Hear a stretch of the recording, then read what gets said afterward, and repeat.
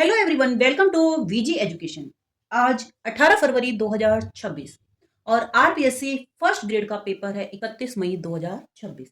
क्या 100 दिन में हम तैयारी कर सकते हैं? सो एवरी लर्नर, मैं मानती हूँ कि हो सकता है कि आप लोग ऐसे नहीं होंगे जिन्होंने बिल्कुल भी सिलेबस को टच नहीं किया होगा। अभी तक आपने काफ़ी सिलेबस टच कर लिया होगा। 100% मैं मानती हूँ कि वो नहीं पूरा हुआ होगा, लेकिन 40 से 50% भी यदि आपने अपने सिलेबस को पढ़ लिया है तो मैं मानती हूँ कि 100 दिन में आप अपनी तैयारी को कर सकते हो।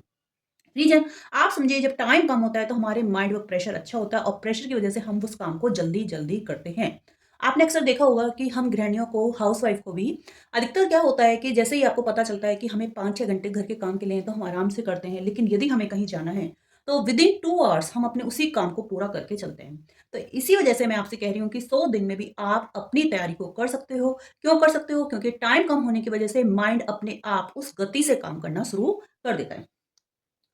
अभी तक मैं सही बताऊँ तो मैं 10th बोर्ड के मैथ्स के पेपर में बिजी थी, तो इस वजह से मेरी कभी भी वीडियो बीच में नहीं आ पाई। मैं बीच में 1-2 वीडियो मैंने अपलोड करी, वापस से बैक हो गई, फिर वीडियो अपलोड करी, क्योंकि मैं 10th के बोर्ड के पेपर में बिजी चल रही थी।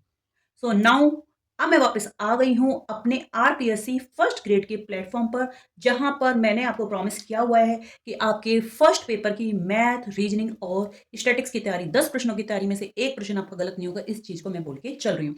सबसे पहले आपका मैथ का डर खत्म करवाना है, आपके कॉन्सेप्ट क्लियर करवाने हैं, और उसके बाद आप खुद ब खुद मैथ की करने लग जाओगे, क्योंकि अधिकतर आर्ट्स के स्टूडेंट तो मैथ से सबसे ज्यादा ही घबराते हैं। तो आप मेरे साथ पूरे फरवरी और मार्च में ही मैथ, रीजनिंग और स्टैटिक्स का पूरा कोर्स कर सकते हैं। मैं आपको इतने सारे प्रैक्टिस क्वेश्चंस करवा दूंगी कि आपका पूरा का पूरा मैथ का डर खत्म हो जाएगा, कॉन्सेप्ट क्लियर हो जाएंगे। ठीक है? तो मैथ में अपने पास ओनली 3 टॉपिक्स ही हैं। पेपर फर्स्ट जो आपकी मैथ्स है बच्चे, उसमें आपके पास 3 टॉपिक्स हैं। पहला जो टॉपिक है वो है आपके पास संख्या पद्धति, जिसको आप बोलते हो नंबर सिस्टम।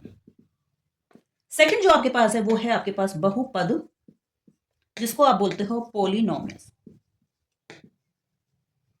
एंड थर्ड है आपके पास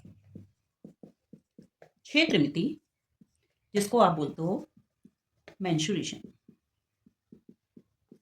मैथ में इन तीनों टॉपिक से आपको 6 क्वेश्चंस तो मैं मान के चलता हूँ, या तो 5 या फिर आपको 6 क्वेश्चंस यहाँ पर जरूर मिलेंगे। 2 क्वेश्चन आप रीजनिंग के मान के चलिए और 2 आप स्टैटिक्स। रीजनिंग के भी आपके पास ज्यादा टॉपिक्स नहीं है, ओनली 5 टॉपिक्स आपके पास अब उन्होंने छोड़े हैं, और स्टैटिक्स तो केवल और केवल 2 या 3 दिन का मैं मानती हूँ पूरा हो जाता है। ठीक है? बस आप लोगों का साथ चाहिए ताकि हम इस जंग को जीत सकें। तो मिलते हैं अगली वीडियो में, जो कि होगी मेंसुरेशन यानी कि क्षेत्र मिति के सारी फॉर्मूलाज पे होगी, क्योंकि सबसे पहले हमें मेंसुरेशन के फॉर्मूले पता होने चाहिए, उसके बाद ही हम उस क्वेश्चन को हल कर पाएंगे। ठीक है? तब तक के लिए बाय बाय, टेक केयर और अपनी तैयारी को आगे बढ़ाइए।